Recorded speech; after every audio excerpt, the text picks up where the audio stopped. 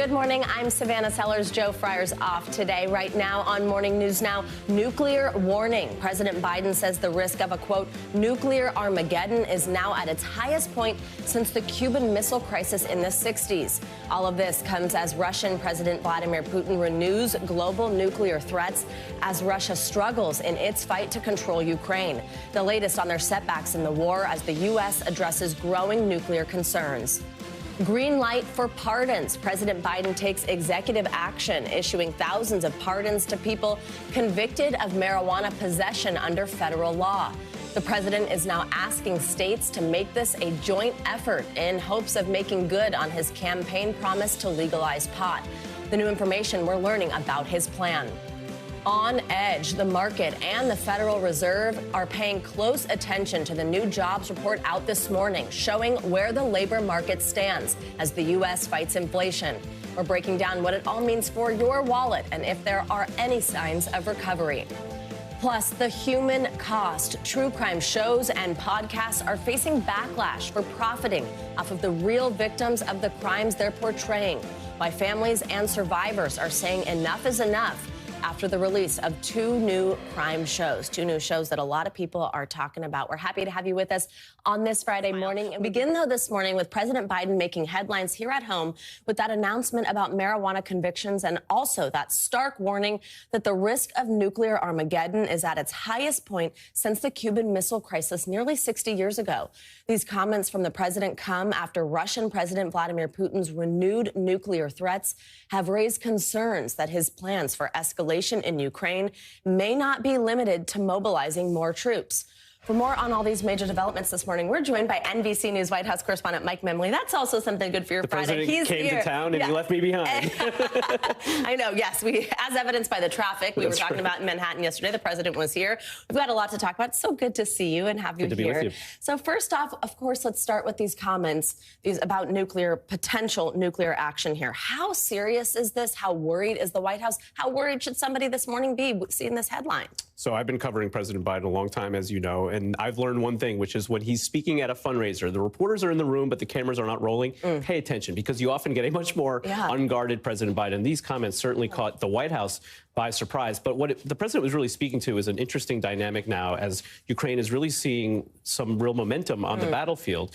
And it's creating, though, some concern in the White House that as Vladimir Putin is under more and more pressure, he's going to take potentially more radical steps. So you've seen the White House publicly in the last few weeks really ratcheting up the rhetoric, talking about the potential for catastrophic consequences should Vladimir Putin resort to nuclear weapons. What the president was saying is there's no way for Vladimir Putin to engage in a small tactical nuclear or potentially chemical attack without there being this kind of Armageddon. So I think this is really a warning both to our own intelligence community, but also especially to the Ukrainians, that we have to be very careful with how we calibrate our approach at this point so that there might be an off-ramp. But the president himself said last night he's not sure that there is an off-ramp for Vladimir Putin. So that's part of what the end game is sort of mysterious at this point and concerning. So two questions. One, based on what you just said.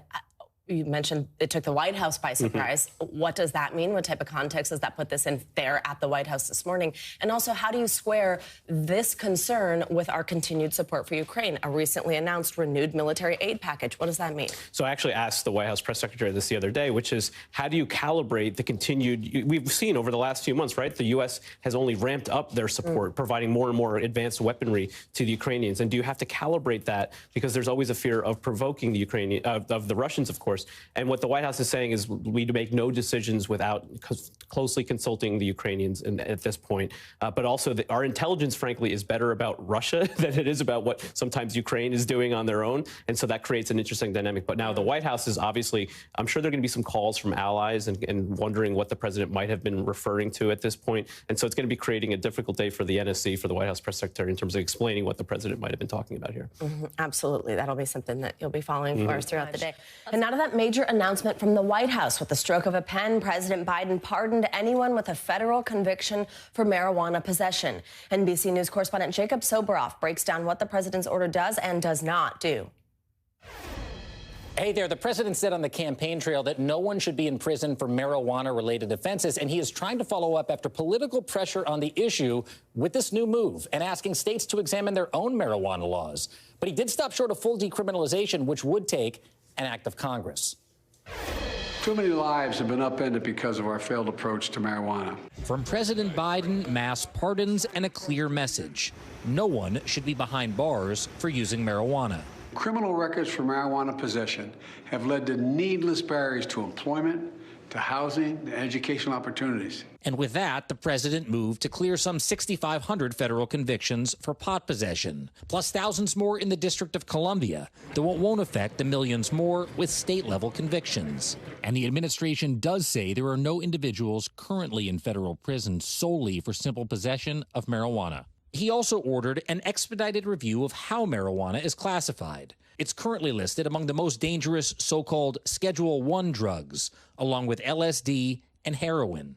It comes around a month before the midterm elections, where it's become an issue in some races. In the tight Pennsylvania Senate campaign, Democratic candidate John Fetterman says he spoke with Biden last month about decriminalizing marijuana. It could come with some political risk. During this election season, Republicans have been attacking the president and other Democrats on crime. 5 states will be voting on whether to legalize marijuana in November. 38 states in the District of Columbia already allow medical marijuana use, and it's fully legal in 19 states plus D.C. President Biden calling on the remaining states' governors to take action. We first met Steve D'Angelo in 2017. He served a federal sentence for marijuana possession in the 1970s, but his case is a rarity. Most marijuana arrests and convictions happen at the state level, and he says the states are where real reform has to happen, too. I appreciate President Biden's call to the governors to also implement pardons because the largest number of prisoners in the United States are in state prisons. President Biden's moves also won't affect the marijuana black market, a major concern for law enforcement and officials across the country. New challenges growing along with the trend toward decriminalizing marijuana nationwide. One really important note on marijuana convictions. According to a study from the ACLU, while marijuana use is roughly equal between black and white people, a black person is more than 3 times as likely to be arrested for possession than a white person. Back to you. All right, Jacob Soboroff, thank you so much. Now, a 32-year-old man is behind bars this morning following a series of stabbings on the famed Las Vegas Strip. The attacks left 2 people dead and another 6 injured. NBC News national correspondent Miguel Almaguer has the latest on this investigation. Investigators have a suspect, but they still don't know why he went on a rampage. Police say he was a visitor in Vegas when he carried out the bloody attack on the iconic Strip. Some of the victims are still in the hospital as the investigation continues. This morning, Las Vegas police are trying to determine a motive following Thursday's deadly stabbing attack on the iconic Vegas Strip. The weapon that we recovered was a large kitchen knife. 47-year-old Brent Allen Hallett and 30-year-old Maris Maureen DiGiovanni were killed, and 6 more were injured after what authorities are calling a series of stabbings by a lone suspect in front of the Wynn Casino. The initial stabbing occurs on the sidewalk area. It appears unprovoked. There is no altercation beforehand. Police say they quickly took the suspect into custody, showing this video of him initially fleeing before being caught a few hundred yards away. The suspect is a Hispanic male adult. He appears in his early 30s. He does not appear to be a local resident. One witness telling NBC News some of the victims appeared to be performers in showgirl costumes. At first time we were very scared, and later we more nervous. First responders seen here providing aid to victims who were a mix of tourists and locals. The Strip is secure and our investigators are working to process the scene. The Las Vegas Strip, one of the most popular tourist attractions in the country, home to more than a dozen casinos and resorts, and on average, tens of thousands walk the famous Strip each day. Now in the wake of a deadly midday attack on one of the country's most recognizable streets, investigators are focused on finding answers while keeping visitors and locals safe. Police have released few details about the victims. Their injuries range from critical to serious condition when they arrived at the hospital. Officers say it's a miracle so many survived that chilling attack.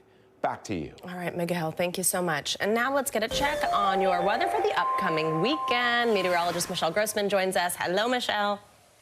Hello, Savannah. Great to see you. And it's going to be a chilly weekend for a lot of us. We're looking at temperatures, at least in the Northeast and Mid-Atlantic, into the 50s and 60s tomorrow. Nice day today, though. That's the weather headline in the Northeast today. The big weather story, though, is the much colder air in the Northern Plains, the Midwest, the Great Lakes. We're looking at temperatures below freezing to start out our day. And then we're going to be into the 50s as we head throughout the afternoon hours. Another big story is flooding in the Southwest. We have continued monsoon rain, and that's going to bring the chance for some flooding in portions of the Southwest into the southern Rockies, a few record highs in the Northwest, and looking dry throughout the Southeast. That's good news for any recovery efforts. Temperatures not all that bad either in the mid-80s. We're looking at a little bit of rain in portions of extreme southern Texas. Then as we kick off the weekend on Saturday, need the jacket as we start out our day on Saturday with cool highs continuing throughout the day in the Midwest, the Great Lakes, New England, the Northeast, also portions of the Mid-Atlantic. Sunny and dry throughout the South. We're looking at South Central states into the 80s and 90s along the Gulf Coast, into the 80s as well as the Southeast. And that monsoon rain does continue in the Southwest. Again, that could lead to some flooding. A nice day in portions of the Intermountain West. The Northwest, still really warm in spots. Portions of Southern Oregon, Northern California could see temperatures into the upper 80s and 90s. And portions of Southern California could also see into the upper 80s. So by Sunday, we're looking at a frosty morning once again. And then we're going to rebound a bit in the afternoon in the Northeast and also the Mid-Atlantic. Warm sunshine continues throughout the South Central states, the Tennessee Valley, the Southeast, also the Gulf Coast states. Lots of sunshine, but still cool in the Northern Plains, the Midwest, into the Great Lakes, and then looking real mild once again into the Southwest. The Chicago Marathon is on Sunday, looking at sunny and pleasant conditions with light breeze. We're looking at lots of sunshine, which is a good thing, but they probably could use a little more cloud cover as they cover those 26.2 miles. We're looking at temperatures not bad either in the 50s and 60s by noon, 61, 3 p.m., 66 degrees. So that's good weather, although it's a little bit warm for some, and it's also a little bit too sunny, if you can believe that. Freeze alerts, we're looking at 45 million people impacted today. Freeze warnings, where you see that hot pink there in the Northern Plains and also portions of the Midwest. We have a freeze watch. That's where you see the purple, and that's because we're going to see that cold air moving off to the east throughout the weekend. The Northeast and Mid-Atlantic are going to see some cold air, too. So, Savannah, there's that cool blast. We're going to be really nice today, though, in the Northeast with temperatures in the 70s before that cold front moves through, bringing us into the 60s tomorrow. Back to you. Michelle, I'd need a lot more than cloud cover to get me through a marathon, but that's very exciting for those people there and very impressive. No, I cannot imagine. All right, thanks, Michelle. Have a great weekend. See you in a bit. And we now turn to the aftermath of Hurricane Ian. More than a week after the storm hit, Floridians are still feeling the impact. This morning, some people from devastated coastal island communities are getting their first chance to survey the extensive damage. NBC News correspondent Sam Brock is in Fort Myers with more. Hurricane Ian is now officially the deadliest storm to strike Florida in nearly 90 years. The previous comparison, 1935, when a storm over Labor Day claimed more than 400 lives. Here on the ground, we're looking at 130-plus families who are mourning the loss of loved ones, and a figure that continues to go up as the search and really recovery efforts now are ongoing. Some 80,000 structures are being searched. As you look over my shoulder in Fort Myers, all you see is this, just piles and piles of debris. People's livelihoods, 6, 7, 8 feet high, literally in shambles in front of their yards as people are trying to figure out where they are going to go next. As far as the power situation is going, improvements there. We're now looking at a situation where roughly 20% of customers have no power, which is to say 8 out of 10 in Lee County, the hardest hit county, do have power back. As you drive around, you see gas stations that are up and running again, so electricity clearly going there. Traffic lights are up, meaning people are getting in and out finally. And for some of these barrier islands, folks who have been cut off for days now have a way on and off the island, Pine Island being the best example of that. They were able to fix a bridge, at least temporarily. In 3 days, there are 6,000 residents on the island, so they're now going on and off and getting supplies still helicoptered in. But for the most part, at least there's connectivity with the mainland again. As for what's going on in terms of just numbers, we do expect that 130 total could go up significantly still, even 8 or 9 days after the landfall. We're waiting to find out from authorities, get more briefings on that, as people here are just trying to understand, process, and metabolize what they have been through. In Fort Myers, Sam Brock, NBC News. All right, thanks, Sam. And now to new developments in the investigation of the president's son, Hunter Biden. The Washington Post reports federal agents believe they have a viable case to charge him with tax crimes, as well as making a false statement relating to a gun purchase. But any final decision on whether to file charges is up to the Justice Department prosecutors. NBC News senior Washington correspondent and News Now anchor Hallie Jackson has more. Some key context here to that new reporting that federal agents, according to the Washington Post, believe that there is enough evidence to have Hunter Biden be charged. Just because those agents think they have the goods does not mean that any charge will be brought against the president's son. That decision lies with Justice Department prosecutors instead. But this new report does give us a window into the state of the long-running investigation into Hunter Biden. The long-running investigation into Hunter Biden's finances this morning may be reaching a critical point, with the Washington Post reporting federal agents now think they've gathered enough evidence for the president's son to be charged with tax crimes and with lying on a gun application when he said he was not using illegal drugs, citing people familiar with the case. NBC News has not independently confirmed the report, and the Justice Department is declining to comment. Officials familiar with the matter tell NBC News the case is still ongoing. Ultimately, though, it's not up to agents to decide whether to file charges. Instead, prosecutors at the DOJ will make that call, and there's no indication what they'll do or when. In a case filled with political landmines, Attorney General Merrick Garland has made clear the decision won't rest with him, but the U.S. attorney in Delaware, a Trump appointee. Garland has said, he has vowed that he is not interfering. There will be no political interference in this investigation, and he's going to leave it up to David Weiss, who's the U.S. attorney in Delaware. In a statement, Hunter Biden's attorney suggesting agents illegally leaked to the Washington Post, calling that a felony, adding prosecutors in this case are diligently and thoroughly weighing not just evidence provided by agents, but also all the other witnesses. Prosecutors have been scrutinizing Hunter Biden's business dealings for 4 years, including his decision to take a lucrative position on a Ukrainian company's board while his father was vice president. Former President Trump making it a campaign issue in 2020. He made a fortune in Ukraine, in China, in Moscow, that is simply and various not other places. True. Hunter Biden has denied any illegal business dealings. I am absolutely certain, 100% certain, that at the end of the investigation, that I will be cleared of any wrongdoing. And the president on 60 Minutes last month defending his son. I love my son, number one. He fought an addiction problem. He overcame it. He wrote about it. And no, there's not a single thing that I've observed at all that would affect me or the United States relative to my son, Hunter. Keep in mind, it's not just the Department of Justice. If Republicans win the House of Representatives on Capitol Hill in the midterms just about a month from now, they've talked publicly about opening investigations into the president's son, like in the House Oversight Committee. Democrats say that would be politically motivated. They think it's intended to rile up the Republican base and rehash old talking points. Back to you. All right, Hallie Jackson, thank you so much. And coming up, we are nearly a month out from midterm elections. Up next, we'll take a look at a part of the country where climate change is impacting how black voters pick a candidate in the midterms. You're watching Morning News Now.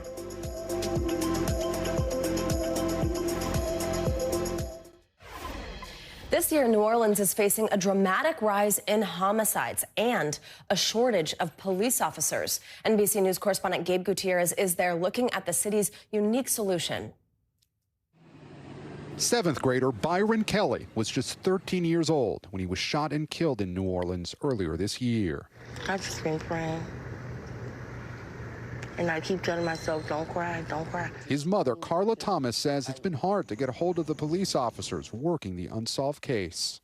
I have called them. I have sent them text messages. I have, nothing. Police did not respond to our interview requests. The homicide rate in New Orleans is soaring, up 40% just this year. Now the Big Easy's taking drastic measures, hiring civilians to help with policing, including detective work, like going to crime scenes to gather evidence. This is also to reduce some of the workload currently placed on our patrol and district personnel. Good idea? No, not really. Mike Glasser, who heads up one of the city's police unions, blames plummeting morale for a crushing shortage of about 600 officers. From Seattle to St. Louis, Atlanta to Philadelphia, major cities across the country are also reporting a cop staffing crisis. If we're going to send civilians in there that are unarmed, inexperienced, untrained for what it turns into, that's dangerous for them and it's dangerous for the public. Highlighting the crime problem, during our brief interview, someone broke into a car in the police union's own parking lot. Is the city safe? So the city of New Orleans is one that is grappling with violent crime, like many other cities throughout the country. Democratic Mayor LaToya Cantrell blames the pandemic slowing down the court system as well as progressive prosecutors for the spike in crime. But her critics also blame her and are mounting a recall effort. Well, the recall organizers, in my view, are absolutely unfair, but are demonstrating their democratic rights. I have led on key issues that no other mayor has. Gabe Gutierrez, thank you for that story. And the mayor recently suggested the officer shortage could impact Mardi Gras this year, raising eyebrows from the community. But she has since walked that back, so we will see. Now, new developments in the case of fake German heiress Anna Sorokin, better known by her alias Anna Delvey. The convicted scammer, who was famously portrayed in the Netflix series Inventing Anna, is set to be released from immigration detention. Now, Sorokin was arrested by immigration authorities for overstaying her visa in March 2021. Now, that was after she served almost 4 years in prison for defrauding banks and hotels. In a rare interview in June, I spoke to Sorokin about her plans for the future. What does the reinvented Anna look like? Hopefully, I'll be given a chance to focus all my energy into something legal, and I like to believe I'm good in getting things done.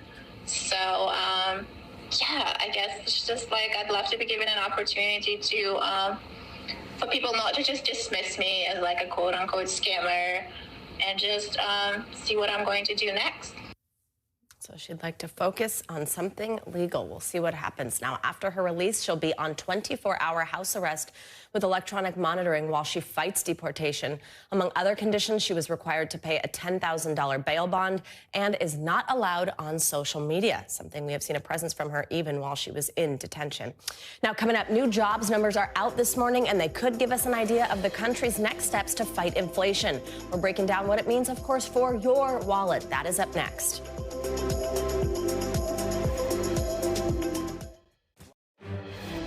Breaking news literally right now. The September jobs report has just been released. We have two fabulous reporters with us to help break this down who are reading them as we're speaking. Here to help us with that is NBC News business and data reporter Brian Chung here in studio and editor-in-chief of Investopedia, Caleb Silver. I will give you both just a minute to actually read these. I know we just got them, I think, in the last 20 seconds. But first, while we set that up, Brian, if you don't mind, I'll ask you, because we were talking about this yesterday here on our show and in the afternoon, what we had kind of this little glimpse already with jobless claims. Tell us what we thought that was going to set up for this report we're getting today. Yeah, as you mentioned yesterday in the morning, we did get a read on jobless claims that showed a tick up week over week in the number of people filing for unemployment insurance. But the question after that was naturally, what is the labor market going to look like as of September? And we just got the numbers now, Savannah. The numbers showing 263,000 non-farm jobs added in the month of September. The unemployment rate actually ticked down between August and September to 3.5%. You'll recall that it was 3.7% in the month of August. Most of the job gains that we saw in the month of September were due to leisure and hospitality and in healthcare. Will be interesting to see how much of some of the staffing and specifically leisure and hospitality might be related to perhaps holiday staffing. That might be a bigger story also in the retail sector as well. But overall, this is a jobs report that shows the American labor market is still chugging along quite strong despite these recessionary fears. If we were in a recessionary environment, you would expect to see maybe contractions. But again, 263,000 jobs added in the month of September, broadly speaking, that appears to be a good thing. Yeah. Hey, Caleb, let me bring you in here. And that one of the things that Brian just mentioned is something that sticks out to me because it's something that stuck out to you. The last time we talked about that was that particular growth in that leisure and hospitality sector. But tell me, what does stick out to you here? Any surprises to you? Well, the unemployment rate ticking down a little bit surprises me because we know in the last jobs report it ticked up. Why more people were looking for work? This shows that maybe less people were actually looking for work. Labor market may be stabilizing here. Leisure and hospitality has been the biggest grower so far in the past 12 months. It was also the biggest loser before. So no surprise there. Nice to see an uptick in the healthcare jobs, a nice uptick there. Also professional and business services, that continues to grow. We also saw some wage growth, a little less than expected, about 5% 4% annually. We know that's not keeping up with inflation, but generally good news here. Market digesting this, future's still kind of bouncing around. Absolutely. Wage growth. Let's talk about that right now. Brian, why is a figure like that so important, especially as we're in this phase of uncertainty, recession, not recession, different opinions on that if we're already in one? Tell us about why that particular metric matters. Yeah, it's important because it's almost a Goldilocks situation, right? If wage growth is coming in too low, that's a really terrible situation for Americans when you consider that they're having to pay more prices at the store, right? But the feedback loop also plays in reverse. When you consider that if wage growth is too hot, what that tells you that employers might be raising their prices to make sure that they can pay those workers those big pay bumps. So there could be this kind of self-fulfilling cycle, what some economists call the wage price spiral, which, by the way, most economists say isn't necessarily happening yet, but something that, it's a reason why they look at the wage growth numbers so closely to see, all right, are you kind of slicing it right in the middle of those two extremes? Absolutely. Caleb, let's now, of course, talk, as we always do on this day, about the Federal Reserve. They've kept a close eye here on job growth to see if it needs to get even more aggressive in slowing the economy. Brian just made a great point about the potential impact here, again, on inflation. So far, we know it's raised these interest rates 5 times this year in this effort to beat back high inflation. What do you think these numbers mean for inflation, the American wallet, and what that next interest rate hike could look like? Yeah, I think the Fed stays the course here. We heard from a couple of Fed presidents this week saying expect 2 more hikes, probably another 75 basis point and 50 basis point, another 1.25% for those of us out there in the next few meetings, which end at the end of the year. I don't think this changes their course at all. They're looking at wage growth. They're looking at the unemployment number. And what does the Fed care about? Maximum unemployment, which is unemployment between 3 and 4%. We're right there, basically. So they're happy with that number, but they're not going to change course, I don't believe, on those interest rate hikes because inflation's still sticky high. Caleb Silver and Brian Chung, reporters, speed readers, covering as breaking as it gets. Seconds to go, we came on the air. Thank you so much. We appreciate you both very much on something people are really on the lookout for today. Now, let's stay on that economic uncertainty and talk about the housing market. If you are in the market right now, your head might be spinning. The historic rise in home prices during the pandemic, coupled with this year's spike in mortgage rates, has buyers and sellers in a bind. NBC News correspondent Emily Aketa has some tips to make it all a little less painful, maybe make it all make a little bit more sense. Hey, Emily, good morning. Hey there, Savannah. So I'll start with the good news. Last week, for the first time in nearly 2 months, weekly mortgage rates actually dipped, but slightly. So that's a drop in the bucket when you consider rates are still more than double this time last year. So whether you're buying or selling, it's a stressful time in the housing market. So we talked to experts about how to ease that headache. From turbocharged to now rapid deceleration, this housing market roller coaster is throwing buyers and sellers for a loop.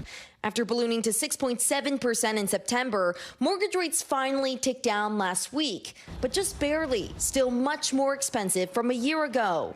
If you bought a house last October for $400,000 at a 30-year fixed rate of 3.3%, the total cost of the loan would be around $500,000. At today's rate, you would pay more than $740,000, a nearly 50% increase, a hard pill to swallow for Aaron Burdoff's family of 5.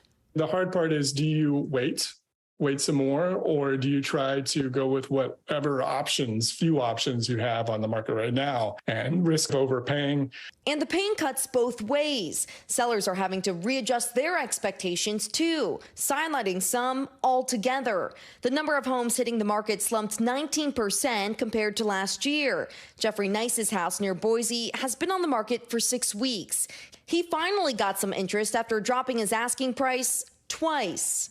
There was a period of time when listings were going pending in 1 or 2 days at significantly higher offers than the listing price. But that's all changed completely. Experts say they don't see the volatility changing anytime soon, with the Fed signaling even more interest rate hikes ahead, which in turn influence mortgage rates and pump the brakes on home sales. We're transitioning. This is a correction to get to hopefully steady and stable housing markets towards the end of 2023. In the meantime, there are some strategies to get the most out of the process. For sellers, establish your priorities. Is it selling quickly in order to move on and, execute their own purchase? Or is it really important that they get as much home equity out of this sale as possible? For buyers undeterred by rising mortgage rates, experts say first, set a budget and factor in the ongoing cost of home maintenance. Shop around for competitive rates before you lock one in, and lean on local experts to understand when you can negotiate. Because new listings are pulling back, that means some neighborhoods keep their heat. They stay competitive, whereas other neighborhoods, our homes are spending much, much longer on the market and price cuts are common. So, Emily, if somebody is in the market for a house, obviously people, especially right now, might not have cash for a down payment. Yeah. Is there anything to do about that? I mean, I think one of the go-tos is pulling money out of a 401k. Is that recommended? So I think that is certainly a temptation, but experts say that really should be an absolute last resort. Because think about it this way. You can borrow money to buy a house, but you can't borrow money to fund your retirement. So instead, they say the safer bet is simply just adjusting your expectations and keeping to that original budget. What may help is we are seeing some prices ease in many markets across the country. We saw for the second month in a row home prices tick down. Still, they're considerably higher than pre-pandemic levels. Absolutely. Oof, what a mess. All right, thanks for walking us through that, Emily, and love the glasses today. Yeah, team glasses. Yeah, I know, love it. All right, thank you. Now, as the countdowns to the midterm elections, we're continuing our tour of historically Black colleges and universities across America as part of our series on the power of the Black vote. NBC News correspondent Tremaine Lee joins us now from Florida A&M University with a super interesting story. Tremaine, this is something I've covered just with young people, generally speaking. I'm so excited to see this report. Good morning. Good morning, Savannah. As we know, climate change has increased the frequency and strength of hurricanes and storms has really wreaked havoc on land. But climate change is also affecting what's happening in the water and sea with sea life. It's a serious problem, but a group of young Black environmental scientists right here at the very proud HBCU, Florida A&M University, have figured out a unique key to maybe mitigating some of this damage. Let's take a look. On a bright Saturday afternoon, under a clear Tallahassee sky, students from Florida A&M University's School of the Environment are heading out to their classroom. And their classroom is Appalachia Bay. Today's lesson, oysters are allies in the fight against climate change. They help clean polluted waters, and over time, mature oyster reefs mitigate coastal flooding. When the water rises or when storms happen, those oyster bars keep the storm water from coming too much into shore. So that's why oysters are so important. Last week, surges from Hurricane Ian devastated Florida's Gulf Coast. While the bays near Tallahassee were not directly hit in this storm, it is one of the most surge-prone areas in the country. The region has a rich history of oyster fishing, but overharvesting and rising water temperatures have depleted populations. The students are using the data gathering buoy called the Rattler Moji to study them. Salinity, UV, nitrogen levels, phosphorus levels, emphasis on the phrase. Tallahassee native and recent FAMU grad Jordan Roberts helped launch the buoy project. If you're breathing, you're affected by climate change. You're affected by climate chaos. But if you're Black and breathing, you're disproportionately directly affected by climate chaos. She now works at the school's Sustainability Institute and mentors younger students, like Ben Johnson, who's a fourth-year environmental studies major. Seeing the representation for people that look like me to be in this field is big for me. It's a ton of fish. And the president of FAMU's Fishing Club. Fishing is like a networking thing, so people might have job opportunities for these students. Pitch it out. More than half of Gen Zers and millennials say climate change is affecting their local community. That's especially true for young Black Americans, who often come from areas more likely to be impacted by air pollution, flooding, and extreme heat. When these water levels and things start to rise and land starts to just warp and stuff, it's these Black and brown neighborhoods and these minority communities who are in these places that are directly affected by these things. This summer, President Biden signed the Inflation Reduction Act, which includes $369 billion for climate and energy programs and tackles environmental justice priorities. Democrats hope the law might draw young Black voters to the polls. When you're thinking about voting for a politician, what's your checklist? At the top of my checklist is always where their head is at with environmental policy. If they get elected, how are they going to affect my community? Like my community, Black and brown people, minority people, and environmentally. Those are the top two things that I look at when I'm voting, period. But for the students at FAMU, change starts with them. Why does this matter, this work? I know the big thing is climate change and what problems it's causing in different parts of the world. So using the buoy helps us give us a little insight on what's actually going on. All right. The fate of these oysters and the communities that call Florida's Gulf Coast home might just depend on the rattler emoji and the young scientists behind it, carrying the future in their hands. Certainly, Savannah, these young people will be thinking about environmental issues as they head to the polls this midterm election season. But when I talk to these young folks, they say they really hope that what they're learning out on Appalachia Bay with the rattler emoji and all the technology and what's going on with the oysters might be able to be applied elsewhere beyond Florida to help us all. Savannah. Jermaine, amazing report. Thank you so much.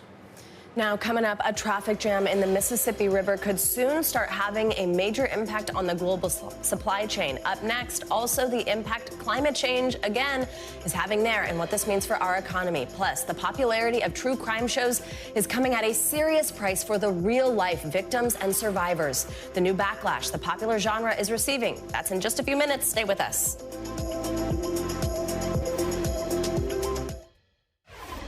Welcome back. Cargo shipments have been caught in a traffic jam on the Mississippi River with low water levels, preventing them from delivering their shipments of grain and fertilizer.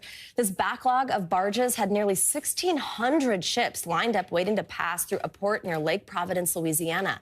Joining us now to discuss is Brahim Al-Husseini. He's the founder and managing partner of Full Cycle. Brahim, good morning. Thanks so much for joining us. So we know that at least 2 other sections of the Mississippi have also been closed at times. This is where some 60% of all corn, soybean, wheat exports leave the country. If this continues to happen, what sort of an economic impact could this have? How big of a deal is this? Good morning, Savannah. Thanks for having me on again. So we can look back actually and better understand the economic impact. For example, this type of situation happened in 2012, and it was the number of barges were about 1/3 of what they are right now. The number of barges that are stuck are about 1/3, and the economic impact was close to $32 billion. And unfortunately, this is happening at a very disadvantageous time for the U.S. because it's the beginning of the harvest season for the largest U.S. cash crops, corn, wheat, soybeans, and of course, other things that get shipped on the Mississippi are going to be disrupted, like fertilizer, oil, and gas. So this is going to be very disruptive to the U.S. economy at a time where we already are suffering from a lot of inflationary pressures. Absolutely. Brahim, we saw this phenomenon first in Europe at ports in the Netherlands and Germany back over the summer. Now we're seeing this build up here. Do you foresee this becoming a larger problem here in the U.S.? Is the government going to have to do something to step up and help? Well, I mean, the government is already doing a lot by passing the Inflation Reduction Act, which basically is a big climate bill. It's going to slow down the progression of all these disruptions stemming from man-made climate change, right? So, yes, and to your point, this happened in the Danube in Germany with billions of dollars of losses, the Yangtze in China. I mean, the hydropower that it produces was disrupted to the point that they had rolling blackouts all over China during the hottest time of the season. And yes, it will happen in an increased frequency in the U.S. again, because when you have one of the biggest effects of climate change is the disruption of the hydro cycle, meaning where it used to rain, it'll start shifting to other areas. And we've seen the intensity and frequency of these events occur. So droughts will get longer and more intense. Heat waves will get more intense as well as longer, and floods will increase, which we're experiencing all over the place. Brahim, for someone who's not necessarily experiencing the impacts of climate change in their front yard, though there's not very many places that are left that aren't, but for somebody who doesn't really fully understand this or see this every day, bring this home. What could this do to somebody's wallet, for example? Inflation, when these things are all backed up. So what's happened in the lower Mississippi right now is barge shipping prices have gone up 42%. And every time shipping prices around the world increase by 50%, inflation ticks up close to 1%. So we're already feeling all the inflationary pressures from the disruption in the supply chain.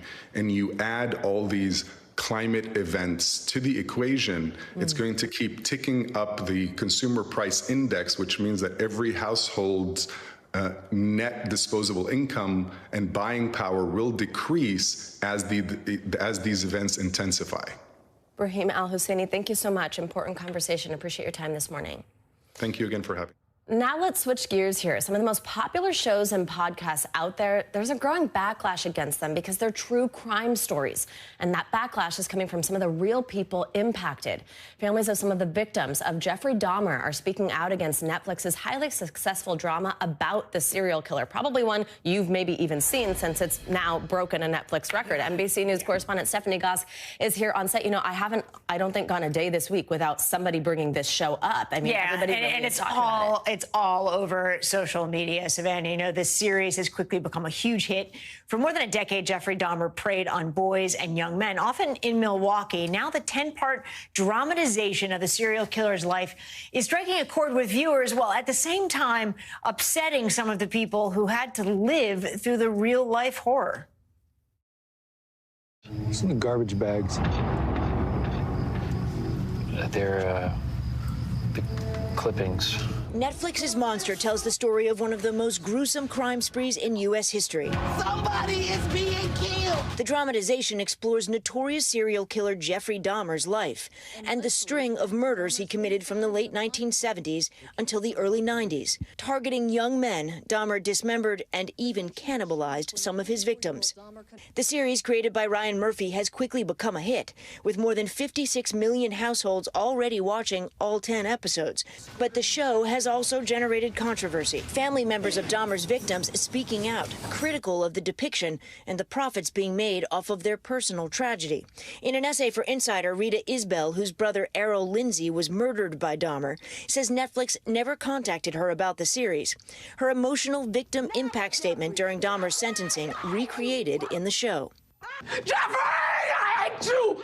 She says the scene brought back her pain, writing, "If I didn't know any better, I would have thought it was me. Her hair was like mine. She had on the same clothes. That's why it felt like reliving it all over again." Adding, "I feel like Netflix should have asked if we mind or how we felt about making it. They didn't ask me anything. They just did it." In regard to the death of Edward W. Smith, did the defendant Jeffrey L. Dahmer have a mental disease?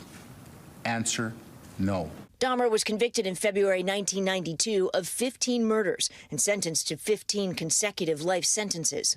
The case of Kevin Keith is deeply twisted and incredibly heartbreaking from all sides. Also facing backlash, Kim Kardashian's new true crime podcast on Spotify.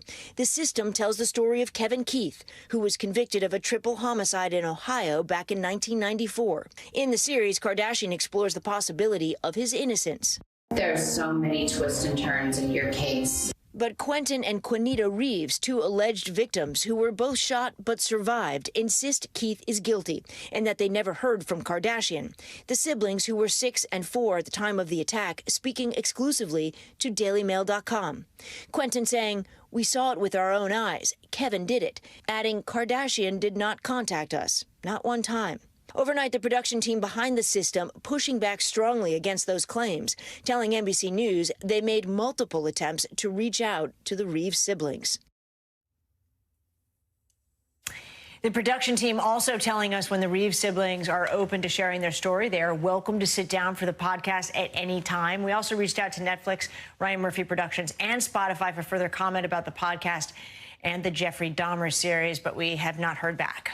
Well, certainly something a lot of people are talking about and watching, something new to think about as you're doing that. Yeah, definitely. All right. Stephanie, thank you so much. You're welcome. And coming up, no plans this weekend? No problem. We've got you covered with this week's Can't Miss list, including a long-awaited final season of one of streaming's most popular shows. That's up next. Stay with us.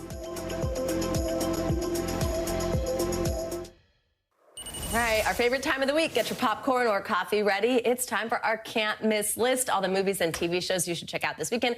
And we have our favorite, Brian Balthazar, with us here in studio on this Friday. Always a great way to kick off the weekend. So good to see you, too. Okay, 2 films opening in theaters, getting some buzz. What are they? Right, Amsterdam, okay? Yes. Great cast. Including Taylor Swift. Yes, Taylor Swift is, and Christian Bale, Margot Robbie, John David Washington. It involves 3 friends who witness a murder. There's Chris Rock making his appearance. They witness witness a murder and then are framed for it. The movie starts without a line that's like, a lot of the things in this movie are true or something like that. So it's a very exaggerated version of some true events. It's kind of madcap, zany, over the top. But I think it's going to be a really fun romp set in 1933, bouncing back between Amsterdam and New York City. It's a cool movie. I think it's going to be fun. The cast, you're right. Amazing. Holy moly. Yeah. Then we have Lyle, Lyle, Crocodile. Take the kids to the theater. This one's a little odd, right? Okay, it's based on a children's book in the 60s. I think the children's book was only like 17 pages. So they did a little, elaborating on the story. But it's about this family. They've got a crocodile in the house, and the young child obviously becomes attached, as one does in a children's film. But the crocodile only communicates through singing. Can't talk, but can sing. And when he sings, it's Shawn Mendes's voice, which I love Shawn Mendes, but I don't picture the crocodile sounding like Shawn Mendes. So that's a little bit like, he sounds great, but you look at the crocodile, I'm not sure I make the connection, but Constance Wu, also Javier Bardem in it. Oh my And of God. course, an enemy. There's going to be an enemy to overcome. Yeah, and it's great to see Constance Wu back on screen. Yeah, it is. Wow, okay, the singing crocodile with Shawn Mendes, I'm sold. Right? All right, Catherine Called Birdie came out last month in theaters, now streaming online. Tell us about that. Something you can watch at home? It's on Prime. It's like teen angst